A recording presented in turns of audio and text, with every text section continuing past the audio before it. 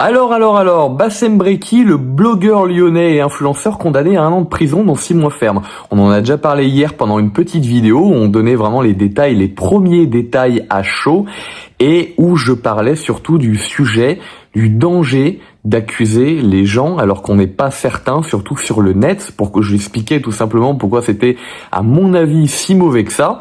Aujourd'hui, je refais une vidéo, on a un peu plus de détails à vous donner et surtout on va explorer des sujets qui sont un peu connexes. On va continuer à parler de cette histoire mais en parlant de choses différentes dont on n'a pas parlé hier. D'ailleurs, je vous le dis tout de suite, n'hésitez pas à vous abonner à la chaîne pour suivre les prochaines vidéos infos et les vidéos débats comme c'est le cas aujourd'hui. Et n'hésitez pas aussi à aller voir la vidéo qu'on a faite hier, je vous la mets dans la description. C'est très important si vous voulez avoir les premiers détails. Aujourd'hui, on va aller un peu plus en profondeur. Donc voilà, et n'hésitez pas à donner votre avis également en commentaire. Ça sert à rien pour le référencement, les avis, les commentaires. Je vous le dis d'ailleurs, les youtubeurs se trompent énormément, mais je pense que votre avis est important. Donc n'hésitez pas à le donner et je serai très content de le lire dans tous les cas. Hier, on apprenait donc que Bassem Brekki, l'influenceur lyonnais, avait été condamné hier à 1 an de prison, dont 6 mois ferme, à effectuer en réalité sous bracelet électronique. On apprenait ces infos via le site web Lyon Mag principalement. Et que cette condamnation avait eu lieu à la suite du cyberharcèlement qu'il avait fait sur un adolescent homosexuel, adolescent dont Bassem avait cru, à cause de l'un de ses fans, qu'il avait tué plusieurs chatons en les noyant, en les jetant dans un cours d'eau. Il s'agit qu'en réalité, cette personne-là, cet adolescent, n'était pas le bon. Et que, en fait, le fan qui avait rapporté ça à Bassem avait soit menti, soit s'était trompé, tout simplement. Hier, on avait parlé du problème d'accuser les gens comme ça sur le web, sans savoir, sans être certain, et surtout de réagir, d'accuser tout simplement sur le web, car c'était pas la chose à faire. La chose à faire, c'est lorsqu'on voit quelque chose de très grave et qu'il y a un danger proche pour des gens, aller voir la police. Et je vous disais que c'était pas être une balance de le faire, que quand il y avait un danger, au contraire, on était quelqu'un qui pouvait sauver du monde, et que la réaction sur Internet, surtout en lançant une chasse aux sorcières, n'était pas la chose à faire. Après, je comprends tout à fait qu'il y a des personnes qui peuvent être touchées, blessées au fond d'eux-mêmes dans leur âme, lorsqu'ils voient des choses injustes, comme ce dont on va parler dans quelques secondes, ce qui a donné lieu à la condamnation, l'épisode avec les bébés chats qui ont été noyés. Je dis pas que je valide la surréaction ou le fait les gens qui sont touchés très fortement émotionnellement et qui surréagissent. Je dis pas que je le valide, ce n'est pas la bonne chose à faire, mais je le comprends. Quand on voit quelque chose de si horrible que ça,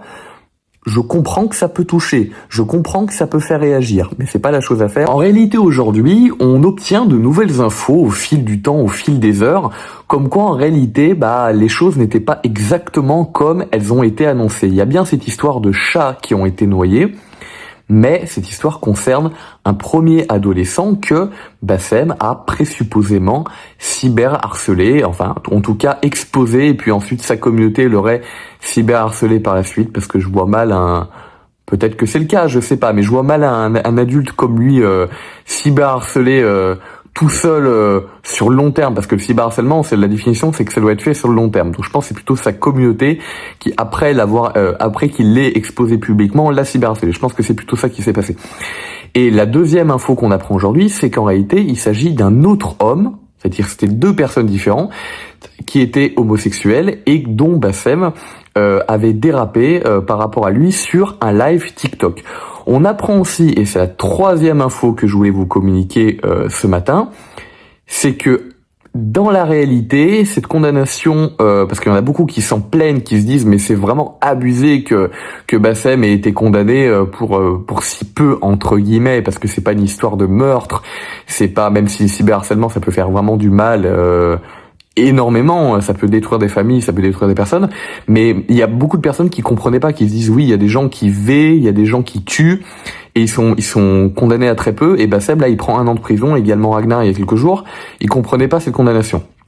Alors je vous l'explique, dans certains articles, on apprend ce matin que ça fait suite à d'autres histoires, c'est-à-dire qu'en réalité Bassem aurait peut-être pris du sursis, ou aurait eu un casier qui aurait été gonflé au fil du temps, et que là, cette fois-ci, il aurait été condamné, mais que ça aurait été en réalité une accumulation, et que ces deux histoires, donc avec ces deux personnes différentes, la personne homosexuelle adulte avec l'histoire du live TikTok où Bassem aurait dérapé et l'histoire avec l'ado qui aurait été faussement accusé à cause du fan de Bassem qui aurait soit qui serait trompé, soit qui aurait menti, vont se cumuler et faire un cumul sur tout le reste que Bassem aurait eu, qui aurait tout ça mené à sa condamnation hier. Ça, c'est les infos qu'on a ce matin et qui sont beaucoup plus précises par rapport aux infos qu'on avait hier. Il s'agit de deux personnes et il s'agit d'une condamnation suite à un cumul. Ce que je voulais rajouter aujourd'hui pour développer un peu ce sujet-là et pas que parler d'informations,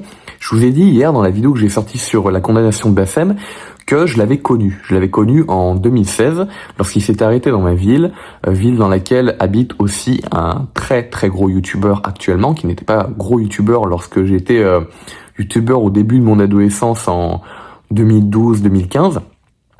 Et Bassem s'était arrêté dans ma ville à l'époque où il se battait avec certaines personnes sur Periscope et je l'avais rencontré à ce moment-là. Et donc j'ai pas forcément parlé hier dans la vidéo que j'ai faite hier de la rencontre que j'avais faite avec lui, mais de ce que je me rappelle de lui, c'est quelqu'un de plutôt sympa. C'est-à-dire que moi, de ce que j'ai ressenti, et je vais vraiment vous donner que mon ressenti personnel, j'ai vu que j'ai travaillé dans les médias, j'ai rencontré pas mal de stars, j'ai l'impression, c'est juste mon ressenti, mais j'ai l'impression que la personnalité qu'on voit de Bassem pendant les web radios et même qu'on a vu tout Internet avant qu'il ait sa radio, n'est pas forcément la même qu'on a en face lorsqu'on le rencontre. Moi, j'ai trouvé qu'il était très sympa et il m'avait même à l'époque proposé un café. Même proposé un café ou un truc à boire parce qu'on était à côté d'un snack et j'avais refusé parce que j'étais un peu gêné pour vous dire la vérité. Je lui avais dit en fait si tu m'offres un truc, je vais me sentir obligé de t'offrir un truc en retour après.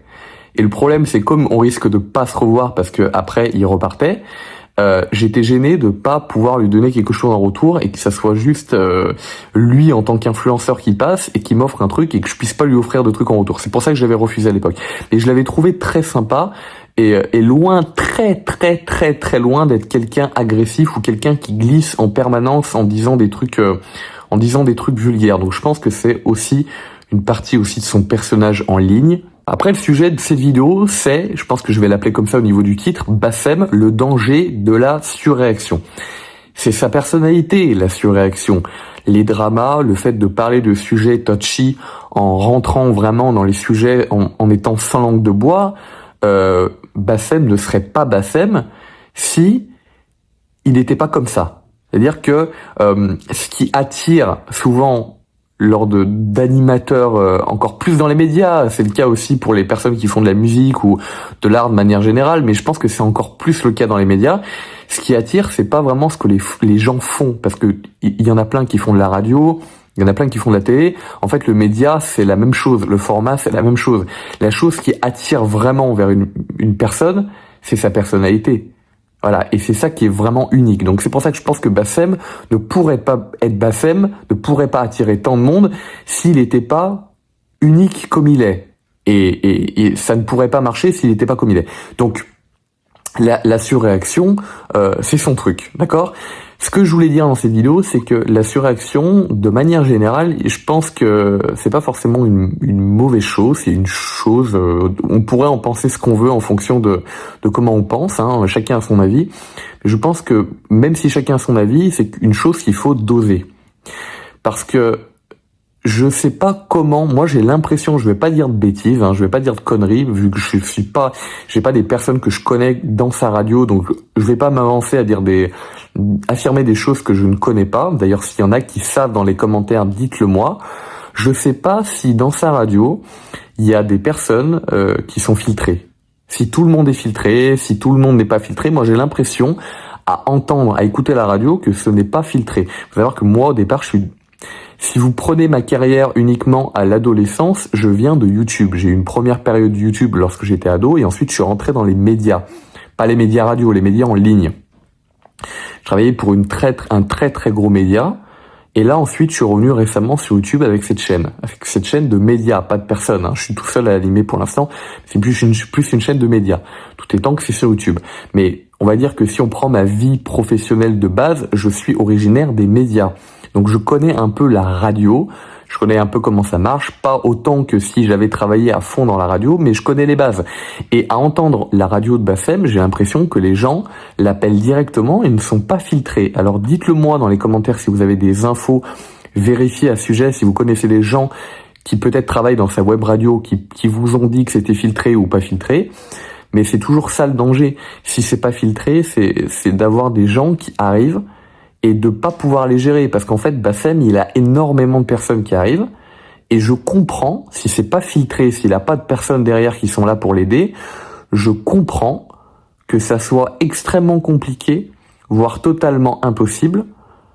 Si on enlève la surréaction, hein, juste on enlève la surréaction, on prend uniquement le danger d'avoir des gens qui viennent peut-être raconter n'importe quoi à l'antenne. Je comprends que s'il n'est pas de personnes qui filtrent ou qui l'aident, que ça soit quasiment impossible d'empêcher des personnes de raconter des conneries à l'antenne. Ça, je le comprends. Techniquement, c'est impossible. S'il ne filtre pas, c'est impossible. Tu peux toujours avoir sur une dizaine de personnes, ou peut-être pas une dizaine, mais une cinquantaine de personnes qui passent à l'heure, une ou deux qui vont raconter quelque chose de chaud, que si t'as pas 1 ou 2 secondes de décalage comme à la télé, tu ne vas pas pouvoir l'arrêter. Voilà. Donc ça je peux le comprendre. Et si en plus il y a de la surréaction, mais ça c'est sa personnalité comme je vous le disais dans les minutes précédentes, ça peut en rajouter. C'est ce que je voulais vous dire globalement dans cette vidéo. Donc n'hésitez pas à me donner votre avis dans les commentaires. Qu'est-ce que vous en pensez? Est-ce que vous pensez que la surréaction c'est quelque chose de mal? Si au contraire c'est quelque chose que vous aimez chez les personnalités du web? Et si vous avez des infos concernant cette radio, est-ce que vous savez si s'il y a du filtrage ou pas? Voilà. N'hésitez pas à partager la vidéo également à vos amis pour qu'ils puissent donner leur avis. Je vous dis à bientôt.